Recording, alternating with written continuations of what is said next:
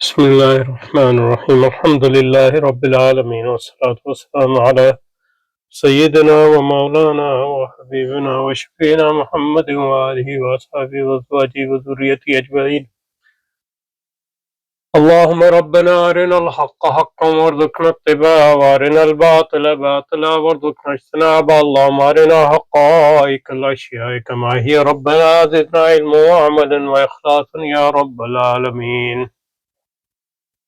اللهم انصر أولياءك في مشارق الأرض ومغاربها. اللهم انصرهم على عدوك وعدوهم إنك على كل شيء قدير. اللهم فرج عنا وعن إخواننا في مشارق الأرض ومغاربها. اللهم نفس كربنا وكربهم وثبت أقدامنا وأقدامهم والطف بنا وبهم يا أرحم الراحمين يا رب العالمين. وصل وسلم على سيدنا ومولانا محمد وعلى آل سيدنا ومولانا محمد وبارك وسلم عليه. سبحان ربك رب العزة عما يصفون والسلام على المرسلين والحمد لله رب العالمين برحمتك يا أرحم الراحمين آمين آمين يا رب العالمين. اچھا یہ ایک بھائی کی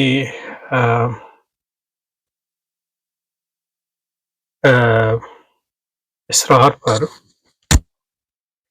سرمایدانانہ عقائد و نظریات کے متعلقہ سلسلہ شروع کرتے ہیں، اور اس میں دیگر جو حضرات بھی شامل ہونا چاہے وہ ہو سکتے ہیں. یہ جو دروس جو ہے دروس تو نہیں ہے، مطلب یہ جو مطالعہ ہے یہ کم از کم کوشش کروں گا کہ ہفتے میں ایک دن تو ضرور ہو، اور کبھی اگر نہ ہو سکے تو پھر مطلب یہ ہے کہ اس کا مداوع کیا جائے، اور دوسرے ہفتے میں 2 اس کی جگہ ویڈیو جو ہے بنا دیے جائیں. اور جو لوگ اس میں شامل ہونا چاہتے ہیں اگر وہ اس کو پہلے پڑھ لیں. کتاب جو ہے سرمایدارانہ عقائد و نظریات ہے، ساتھ ساتھ کتاب کی تصحیح بھی کریں گے انشاءاللہ، تاکہ جب ختم ہو تو اس کو دوبارہ اس کا اپڈیٹڈ ورژن جو ہے وہ شائع کر سکیں. اور یہ بنیادی طور پہ جو ہے اس کا ایک انگریزی ورژن بھی ہے یا انگریزی نسخہ بھی ہے. اس کا نام ہے capitalist values and ideology and Islamic approach. وہ زیادہ ضخیم ہے اردو سے. جن حضرات کو انگریزی آتی ہو تو وہ اس کو بھی دیکھتے رہے ساتھ ساتھ، اور ہم بھی اس کے بعض حصوں کو پڑھیں گے اور اردو میں جو ہے اس کی تشریح انشاءاللہ کریں گے. اور اس کے ساتھ ساتھ جو ہے اور بھی جو مواد ہوگا وہ ساتھ ساتھ اگر اس کی ضرورت ہوئی تو میں بتاتا جاؤں گا.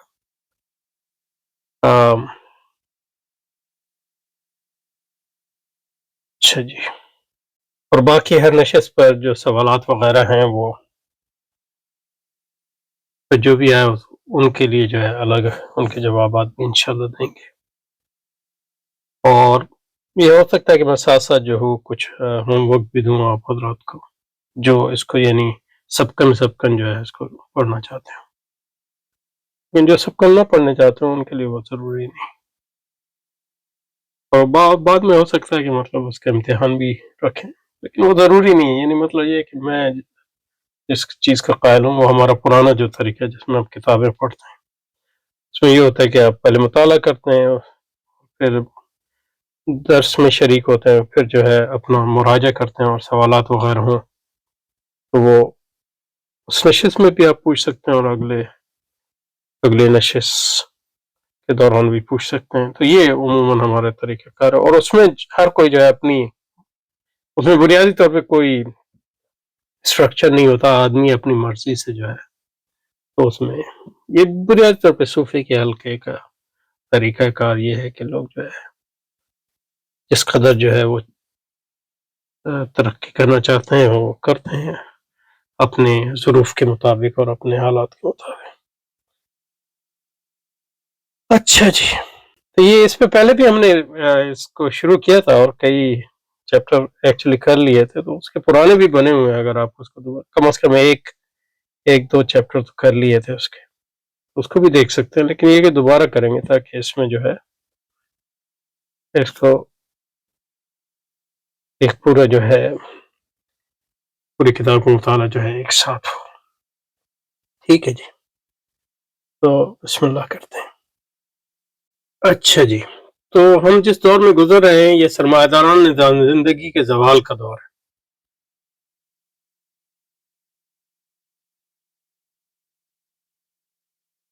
تو زوال جو ہے ایک نسبی چیز ہے. زوال جو ہے جب ہم کسی تہذیب کا یا کسی نظام کے زوال کی بات کرتے ہیں تو زوال جو ہے نسبی ان معنوں میں ہوتا ہے کہ اس کی جو پرانی طاقت ہے یا پرانا جو اس کا سنہری دور ہے اس سے اس کا موازنہ کرتے ہیں. کہ ہم زوال کی اس طرح بھی بات کر سکتے ہیں کہ اس کا جتنا پوٹینشل ہے، اس کا جو اس کی استطاعت ہے یا استعداد ہے، اس لحاظ سے بھی زوال کی بات کر سکتے ہیں. سرمایہ داری جو ہے اور پھر اس کے اندر کے خلفشار اور اندر کا جو فرق ہے اس کی بنیاد پہ بھی بات کر سکتے ہیں. اور زوال کی بات جو ہے ہم اس کے دوسرے جو حریف ہیں ان کے مقابلے میں بھی کر سکتے ہیں. اور زوال کی بات جو ہے ہم مستقبل کے حوالے سے بھی کر سکتے ہیں کہ اس نظام کے متبادل نظام جو ہے کس قدر قوی ہیں یا نہیں. تو یہاں جو زیادہ تر سرمایہ دار نظام زندگی زوال کی بات ہوتی ہے وہ اس کے اندرونی حوالے سے ہے، میرا خیال ہے.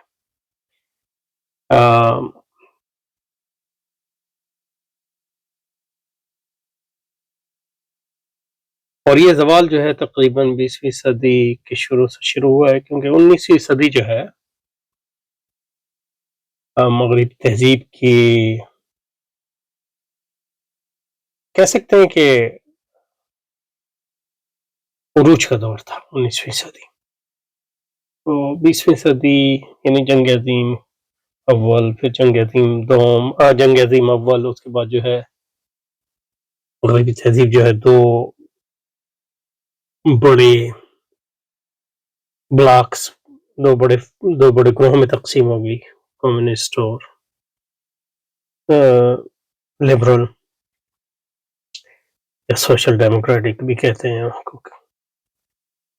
لبرل میں سوشل ڈیموکریسی بھی آ جاتی ہے. تو اس کے بعد جو ہے جنگ عظیم دوم، پھر 1970 کا خلفشار ہوا جب بریٹن ووڈ نظام کو جو ہے ختم کر دیا گیا. ڈالر کی پیرٹی کا جو نظام تھا وہ ختم کر دیا گیا. پھر روس جو ہے وہ اس کو شکست ریخت ہوئی. اور اس سے یہ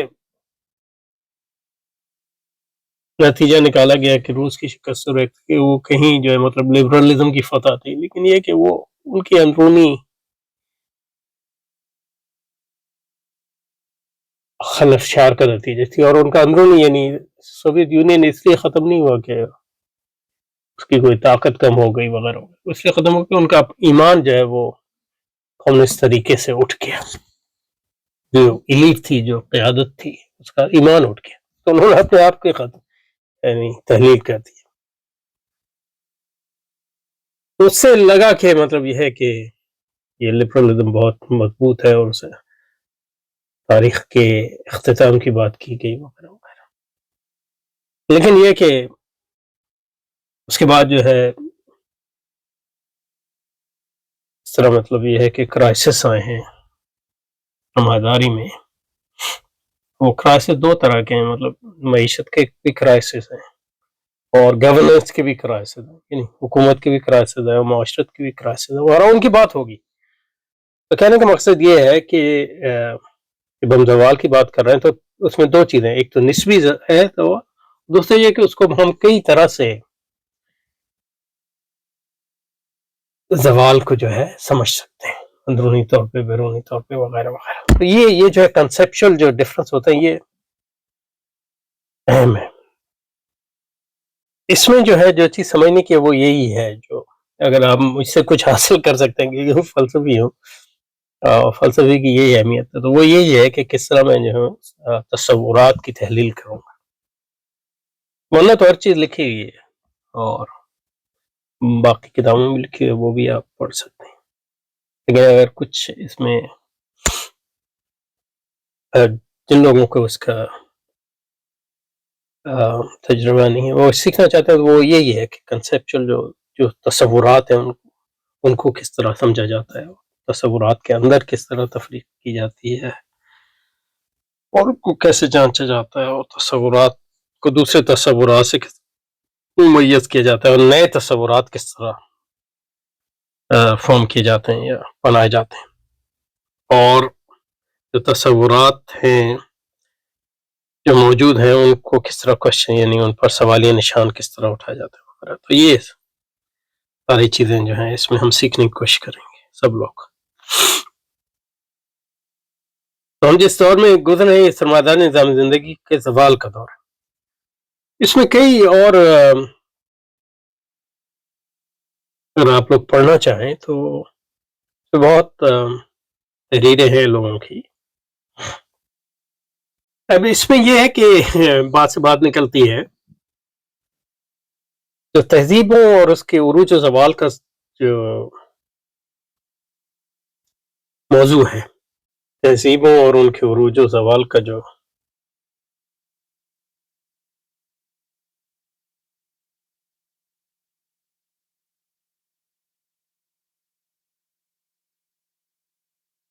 ایک وسیع موضوع ہے، اور ہمارے ڈاکٹر جاوید انصاری صاحب کا جو پورا فکر ہے وہ یعنی وہ بھی اسی ضمن میں آتا ہے کہ وہ مغرب کے عروج و زوال سے بحث کرتا ہے. اب ظاہر مغرب سے مراد مطلب سرمایہ داری، اس لیے مطلب یہ ہے کہ مغرب یہ تو ایک ہمارے زبان پہ چڑھا ہوا ہے تو اس لیے بولتے رہے. لیکن یہ کہ جب بھی ہم مغرب بولیں گے اس سے مراد کوئی جغرافیائی خطہ نہیں ہے. تو مثلا جاپان جو ہے مغرب کا حصہ ہے، ہاں، اور چین پوری طرح نہیں ہے لیکن وہ بھی بن رہا ہے.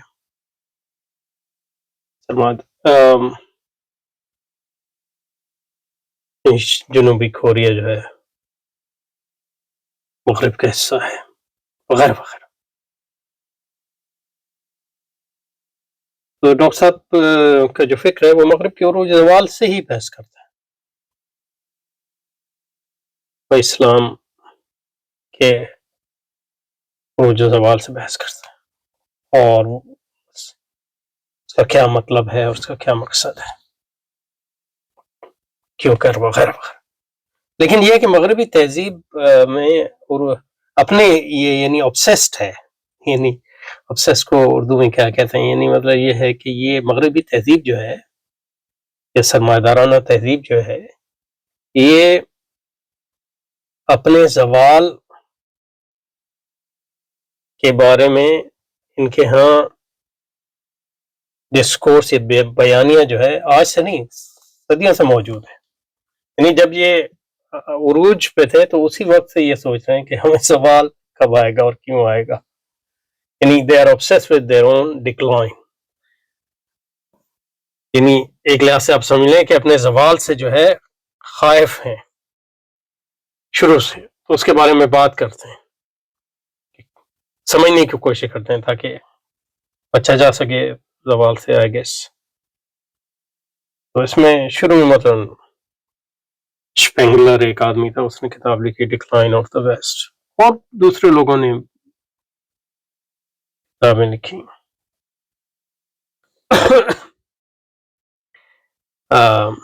نیچے نے مغربی تہذیب کے زوال کی بات کی،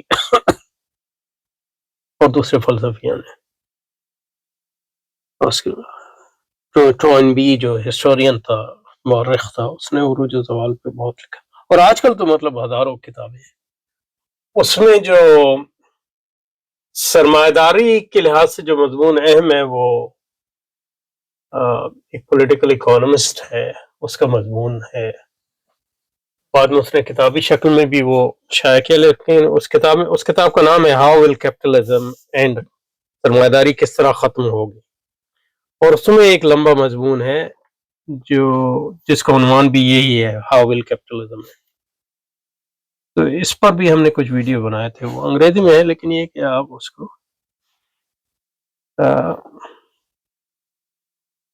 میرا خیال ہے وہ ٹرانسلیٹ کر سکتے ہیں گوگل پہ ایزیلی، لیکن یہ کہ اس کو بھی دیکھیں گے انشاءاللہ اگر اس کی ضرورت ہوئی.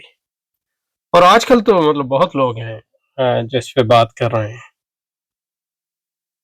تو اس پہ یہ مختصراً اس کا ذکر کر دیتا ہوں تاکہ مطلب یہ ہے کہ ساتھ ساتھ کوئی اور پڑھنا چاہے تو اس کو پڑھ سکتے ہیں. اس میں نے جو ہے یہ ڈکلائن آف جو شپینگلر کی ہے، اس کی جو میں نے بات آپ کو کی. آج کل مطلب یہ ہے کہ لوگ مشہور ہیں، پاپولر کتابیں جو ہیں، جیسے یہ آتھر ہیں پیٹر ٹیسچن، یہ روسی ہے، اس نے کتاب لکھی ہے دا اینڈ ٹائم، اور اس قسم کی نام ہے اس کا. تھامس پیکیٹی ایک فرانسیسی اکانومسٹ ہے، وہ کیپٹلزم کے زوال کی ایک لحاظ سے بات کرتا ہے. اس کی کتاب ہے مشہور، کئی کتابیں اس نے لکھی ہیں، خاص طور پہ وہ عدم مساوات پہ اس کا موضوع ہے، سرمایہ داری میں خیر مساویانہ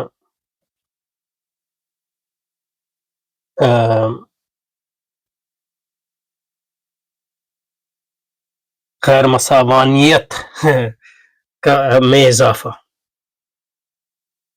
اور اس کے نتیجے میں جو ہے سرمایہ داری جو ہے وہ کمزور ہو رہی ہے.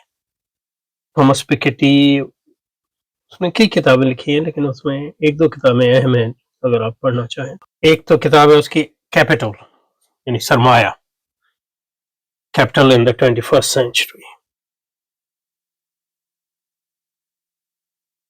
ایک دوسری کتاب اس کی ہے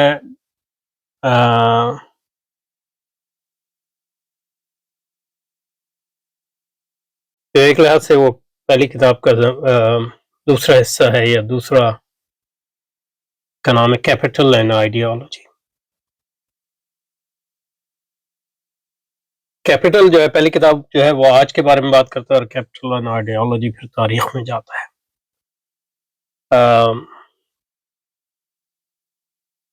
ولفگانگ اسٹریک کی کتاب دا اینڈ آف کیپٹلزم، میں نے آپ کو ایسی اس پہ بات کی. اور اینڈ آف کیپٹلزم کے مقدمے میں وہ چار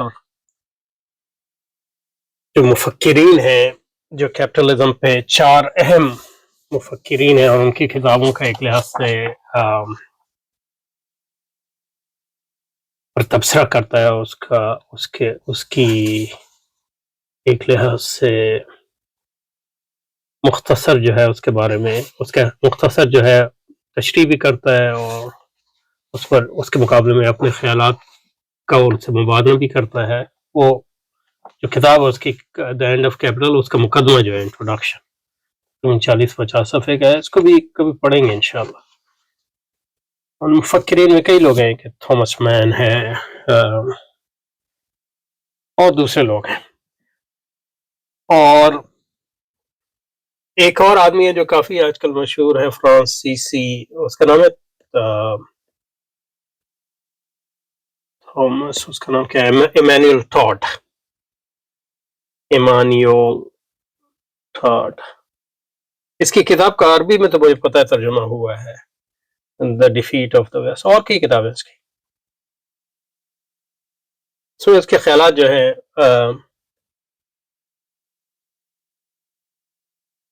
کافی جو ہے یہ ہے ڈیموگرافکس، یعنی مطلب یہ ہے کہ پاپولیشن، یعنی مختلف ممالک اور تاریخی طور پہ جو آبادی ہے انسانوں کی کسی بھی معاشرے میں، اس کے جو قوانین ہیں اور اس کا اتار چڑھاؤ، اس کو اسٹڈی کرتا ہے. اینتھروپولوجسٹ ہے، بشریات کا ماہر ہے. لیکن یہ اس کی پاپولر کتاب ہے ڈیفیٹ آف دا ویسٹ. اور اس میں ایک چیز جو اہم وہ یعنی زوال کی نشانی جو دکھاتا ہے مغرب کی، اور نہ صرف مغرب کی بلکہ جو مغرب کے مقابلے میں دوسرے سرمایہ دارانہ ممالک ابھرے ہیں جیسے چین اور روس، ان کی بھی وہ ان کی آبادی میں خطرناک حد تک کمی، یعنی مطلب یہ کہ بچے ہی پیدا نہیں کر رہا ہے، یعنی اپنے آپ کو ریپروڈیوس ہی نہیں کر رہا ہے، کیونکہ تقریباً 2.1 چاہیے آپ کو اپنے آپ کو ریپروڈیوس کرنے کے لیے کسی بھی معاشرے کو، یعنی جتنے لوگ ہیں ان کو برقرار رکھنے کے لیے 2.1 بچہ چاہیے آپ کو، لیکن جیسے چائنا کی تو اس سے کم ہے۔ اس کا مطلب ہے یہ زوال پذیر معاشرے ہیں، اور یہی حال جو ہے مختلف ممالک کا بھی ہے، مختلف یورپی ممالک ہے، اس کا گہرا تعلق ہے یعنی وہ طرز حیات جو سرمایہ دارانہ اس سے، یہ اس زوال کی جو ہے سو ایک بہت اہم نشانی ہے۔ اچھا، تو ہم آج اس دور سے گزرے ہیں، یہ سرمایہ دارانہ نظام زندگی کے زوال کا دور ہے۔ اچھا، ہم نے سرمایہ داری کی تو بات شروع کی لیکن سرمایہ داری کی تعریف نہیں کی، تو اب یہ کریں گے، اس کی تعریف کریں گے، اور یہ تعریف اہم ہے کیونکہ یہ ہمارے سرمایہ داری کی جو ہماری تعریف ہے، یہ تعریف کئی قسم کی ہوتی ہیں، آپ منطق میں پڑھتے ہی ہوں گے،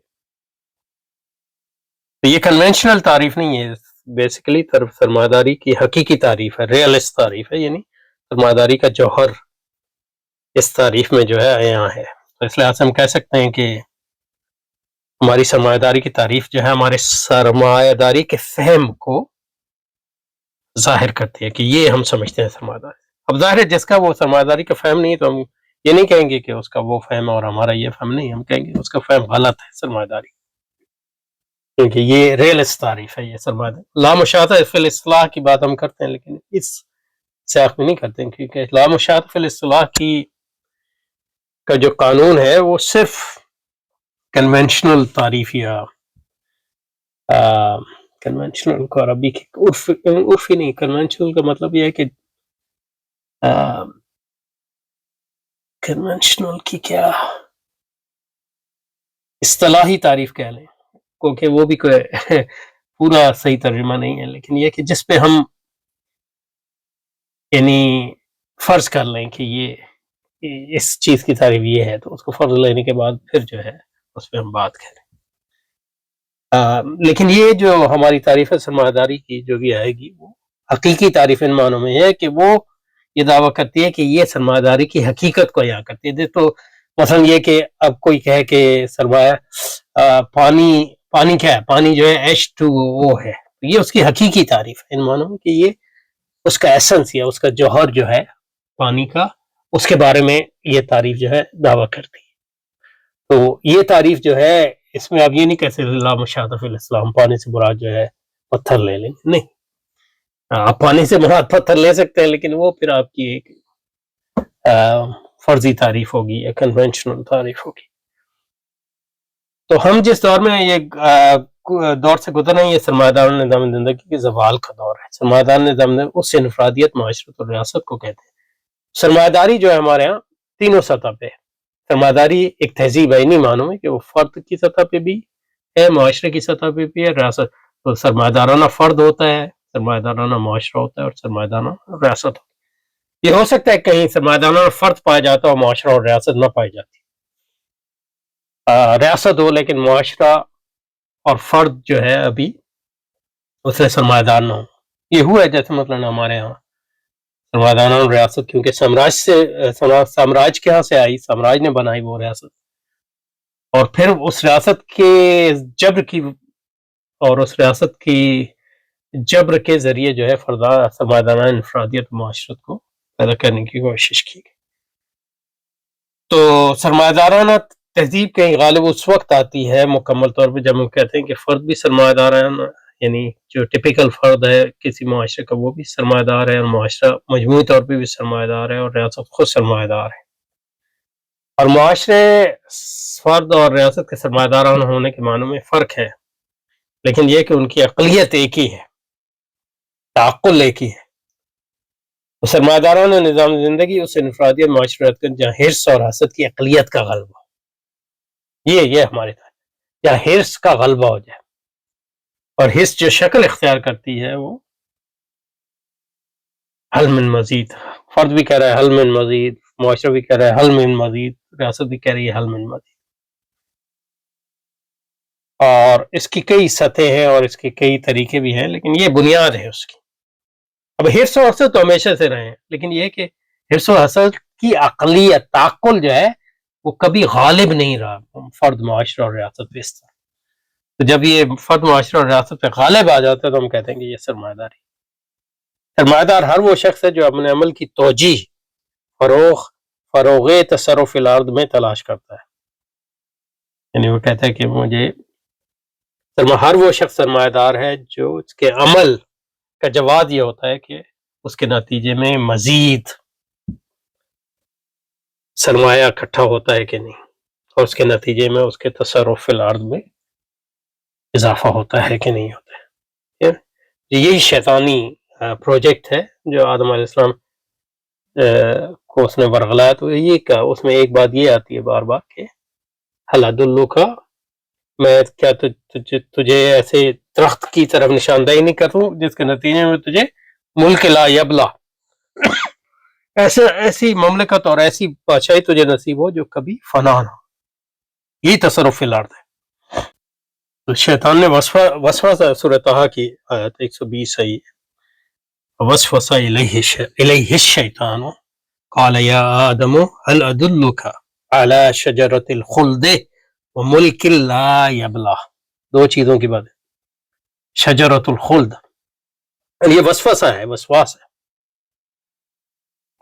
سرمایہ بھی وسواس ہے۔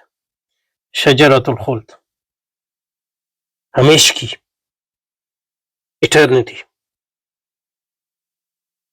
یعنی زندگی کی ہمیش کی، اس لیے مطلب یہ ترقی اسی کو کہتے ہیں، موت پہ بھی آپ قابو پا لیں گے۔ اور دوسرا ہے ملک، ایسی کنگڈم، ملک لا یبلا، ایسی مملکت، ایسا ملک جو کبھی فنا نہ ہو۔ اسی کو مطلب یہ لوگ کنگڈم آف دی اینڈ کہتے ہیں۔ یہ سارے جو یوٹوپیا ہیں، چاہے وہ لبرل یوٹوپیا ہیں یا کمیونسٹ یوٹوپیا ہیں، وہ کنگڈم آف دی اینڈ کی بات کرتے ہیں، کنگڈم آف اینڈ، یعنی دنیا میں جنت کی تعمیر، یا انسان جو چاہے گا وہ حاصل کر سکے گا، اس کو موت نہیں آئے گی، اور اس کی جو مملکت ہے اس کو کوئی فنا نہیں ہوگا۔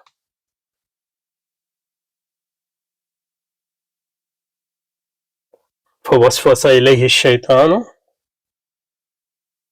شیطان whispered to him saying, O Adam, shall I lead you to the tree of eternity and to a kingdom that will never waste away، کو کبھی جو ہے فنا نہیں آئے گا۔ فوسوس لآدم وقال هل أدلك على شجرة إن أكلت منها خلدت فلم تمت وملكت ملكا لا ينقضي ولا ينقطع۔ یہ تفسیر امام حافظ ابن کثیر کی تفسیر ہے۔ فوسوس إليه الشيطان قال يا آدم هل أدلك على شجرة الخلد وملك لا يبلى۔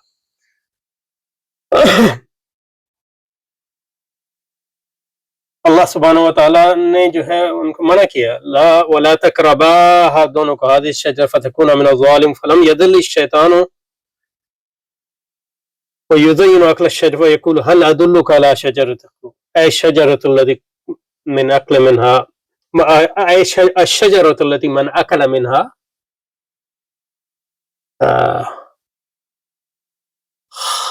خلد في الجنة خلد في الجنة وملك لا يبلى لا ينقطع إذا أكلت منها، فأتى بسورة الناس وتلطف له في الكلام، یہ سادی کی ہے، فاختر به آدم وأكلا من الشجر فسقط في أيديهما وسقطت كسوتهما واتحدت معصيتهما وبدا لكل منهما سوءة الآخر بعد أن كانا مستورين وجعلا يخصفان على أنفسهما من ورق أشجار الجنة ليستترا بذلك وأصابهما من الخجل ما الله به عليم۔ تو کہنے کا مقصد یہ ہے کہ شیطان نے جو بھٹکانے کی کوشش کی وہ یہی کہ اس درخت سے کھا لوں شجرت تاکہ ہمیشگی ایٹرنیٹی کبھی موت نہ آئے. یہ جو سرمایہ داری کا ایک بہت بڑا پروجیکٹ یہی ہے کہ موت پر قابو پانا.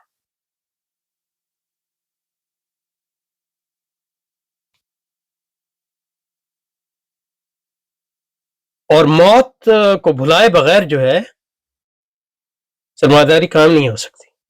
تو سرمایہ داری ایسے فرد کو وہ تصور کرتی ہے جو موت کو بھول گیا ہو، معاشرے کو جو موت کو بھول گیا، ریاست کو جو موت کو بھول گئی. اور جو موت کو بھول جاتا ہے تو وہ موت ہی موت ہے ہر طرف ان معنوں میں.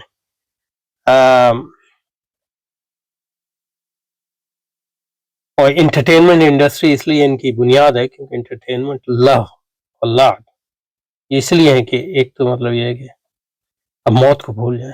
جب موت کو بھولیں گے تبھی جو ہے دنیا کو مرکز بنائیں گے، تبھی آپ کہیں گے. اور مقصد کیا ہے؟ مقصد یہی ہے کہ ہمیشہ اور ملک لا یبلا. ملک لا یبلا کیا ہے؟ جو چاہیں آپ کر سکیں، یہی ہے ملک لا یبلا. ورنہ تو اب اس میں جو ہے دو ہیں ان کے، ایک تو یہ کہ فرد یہ حاصل کر سکتا ہے، یعنی لبرلزم وغیرہ کا یہ خیال تھا کہ فرد جو ہے موت پر قابو پا جائے. دوسرے کہتے ہیں کہ فرد تو مر جاتا ہے لیکن نوع باقی ہے، اور ہر فرد جو ہے اپنی نوع کے ذریعے زندہ ہے، نوع انسانی کے ذریعے. اس کو نوعی سرمایہ داری جیسے کمیونزم یہی ہے، یا کمپرس بھی یہی ہے. مطلب یہ ہے کہ فرد تو مرتا ہے قوم کے لیے، کہتا ہے میں اپنی قوم میں زندہ ہوں. قوم کو جو ہے خلود ہوگا، فرد اس میں زندہ ہوگا، نوع کو خلود ہوگا. اور لبرلزم کہتا ہے فرد کو بھی. باقی کمیونزم آخر میں مل جاتے ہیں کہ اس لحاظ سے مطلب یہ ہے کہ جب نوع کو خلود حاصل ہو جائے گا تو فرد بھی کو بھی خلود ملے گا وغیرہ وغیرہ. تو یہ اہم ہے. تو سرمایہ دار ہر وہ شخص ہے جو اپنے عمل کی توجہ فروغ تصرف الارض میں تلاش کرتا ہے.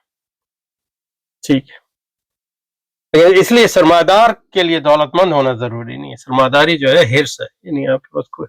اس لیے مطلب یہ ہے کہ سرمایہ دار دو قسم کے ہوتے ہیں. ایک وہ ہوتے ہیں جو انفرادی سرمایہ دار ہیں کہ وہ جمع برائے جمع کرتے ہیں. دوسرا یہ ہے کہ وہ اپنے لیے نہیں جمع کر رہے، وہ ان کو جمع کرنے اور اس عمومی تعقل کو وہ حق سمجھتے ہیں. تو اس کے لیے جو ہے وہ یہ جو یعنی مثلا یہ یونیورسٹی میں جو لوگ پڑھاتے ہیں یا جو ایلیٹ ہوتی ہے اس کا ایک گروہ وہ ہوتا ہے جو خود یعنی اچھے خاصے رہتے ہیں لیکن اپنے لیے پیسے جمع نہیں کرتے، لیکن وہ اس نظام سے ان کی وابستگی ہے جس میں جو ہے دولت کی بہتاب ہوگی. اور جس میں مثلا اب مارکس ہے یا لینن وغیرہ، انہوں نے کوئی اپنے لیے پیسے جمع نہیں کیے، انہوں نے تو بڑی قربانیاں دی، لیکن وہ چاہتے تھے کہ ایسی تہذیب بنے جس میں جو ہے ہر چاہت جو ہے وہ پوری ہو. اس کا طریقہ یہ ہے کہ بڑھوتری کا جو ہے نظام ہر سطح پہ قائم ہو، سرمایہ داری ہر سطح پہ قائم. تو وہ جمع کر رہے تھے اپنے لیے نہیں بلکہ اپنے نوع انسانی کے لیے یا اپنی قوم کے لیے، اپنے ہر فرد کے لیے وغیرہ وغیرہ. تو اس پہ رکتے ہیں انشاءاللہ، اس کو جاری رکھیں گے. سبحانک اللہم و بحمدک، آغاز کیا ہے تو آہستہ آہستہ چلیں گے انشاءاللہ. سبحانک اللہم و بحمدک، نشہد ان لا الہ الا انت، نستغفرک و نتوب الیک. وصلی وسلم علی سیدنا و مولانا محمد وعلی آل سیدنا و مولانا محمد وبارک وسلم علیہ. سبحان ربک رب العزت عما یصفون وسلام علی المرسلین والحمد للہ رب العالمین برحمتک یا ارحم الراحمین. آمین آمین یا رب.